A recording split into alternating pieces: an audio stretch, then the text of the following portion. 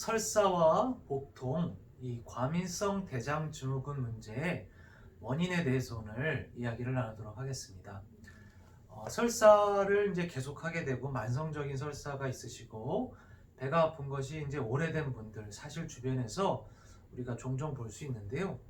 환자분들을 보다 보면 설사라든가 배 아픈 것이 약을 먹으면 그때는 좀 덜하지만 계속적으로 이제 반복돼서 오시는 분들이 또 많이 볼 수가 있습니다. 이런 분들이 사실 이제 과민성 대장 증후군이다 진단을 받게 되신 분들이 많고요. 이게 뭐 한 달, 두 달 이런 분들도 있지만 이게 몇 년 돼 가지고 특별히 이게 낫는 병이 아니다라고 생각하시고 그냥 뭐 특별한 치료 의지가 없으신 경우들도 볼 수가 있습니다. 그럼 이 원인은 무엇일까요?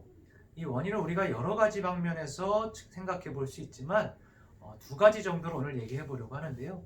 첫째 중요한 원인은 바로 식적과 담적입니다. 식적과 담적이 무엇이냐면 우리가 이제 체기라든가 소화불량이 반복이 되다 보면 위장에 음식 독소가 쌓이게 되고 이게 이제 식적 독소가 되고 그게 이제 만성화되면 담적 독소가 되는데요.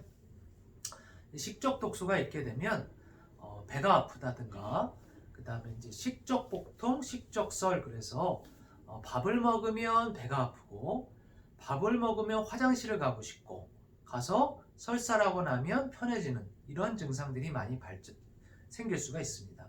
그게 이제 우리가 이것을 식적 복통이다, 식적설이다 그러는데 식적이 원인이 된 복통이다, 식적이 원인이 된 설사다 이렇게 됩니다. 그래서 이 식적과 담적을 치료한 약을 쓰면 밥만 먹으면 배가 아파요. 아니면 밥만 먹으면 화장실을 가고 뭐 설사를 할 수도 있고 설사가 아닐 수도 있지만은 변을 보고 나면 속이 편해져요. 이런 증상들이 많이 호전되는 경우들을 봅니다. 이런 분들이 이제 과민성 대장증후군으로 진단을 받으시는 경우들이 많은데 이런 식적과 담적을 치료하는 것이 이 과민성 대장증후군에 좀 더 뿌리를 치료하는 데 있어서 상당히 또 중요한 치료 방법이 될 수 있는 경우가 많습니다. 자, 두 번째는요. 아랫배가 차고 장이 차가운 경우가 또 설사와 복통의 원인이 될 수 있습니다. 그래서 어때요? 우리가 아랫배가 차고 장이 찬 분들은 찬 것만 먹으면 배 아픈 분들 계시고 또 에어컨이라든가 찬바람을 쐬면 배가 아픈 분들 계시고 우리 잘 때 어때요?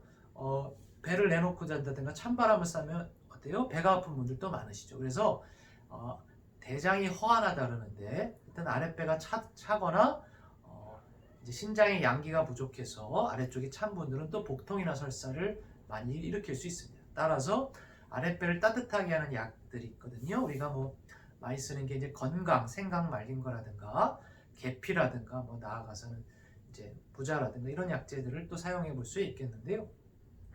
일단 결과적으로 아랫배를 따뜻하게 하는 약을 쓰는 것이 이런 만성적인 복통 설사에 중요합니다. 자, 이제 정리를 두 가지를 해봤습니다. 첫째는 식적과 담적이 있으면 복통설사가 많이 오고요. 두 번째는 아랫배가 차가우면 복통설사가 많이 오고 과민성 대장으로 진단을 받으시는데요. 근데 사실 이 두 가지 식적과 담적과 배가 찬 것은 또 나뉘는 건 아닙니다. 식적과 담적이 많은 분들이 보통 아랫배가 차게 되는 원인이 됩니다. 그래서 식적과 담적을 치료하는 것 자체만으로도 배가 따뜻해지는 경우들을 보고요.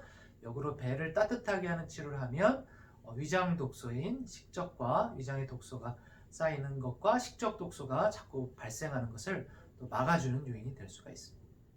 또 이제 식적과 담적이 많은 분들은 두통 어지럼증도 잘 오고 가슴이 두근거리면서 배가 꾸룩거린다든가 불면증 공황장애가 오는 경우도 많은데요. 이런 걸 잘 치료하게 되면 식적 담적 약을 잘 쓰면 이런 복통설사, 과민성 대장증후군의 치료와 더불어서 이런 전신 증상들도 같이 호전되는 것을 기대해 볼 수 있습니다. 오늘은 설사와 복통, 과민성 대장증후군의 원인에 대해서 또 치료에 대해서 같이 한번 알아보았습니다. 감사합니다.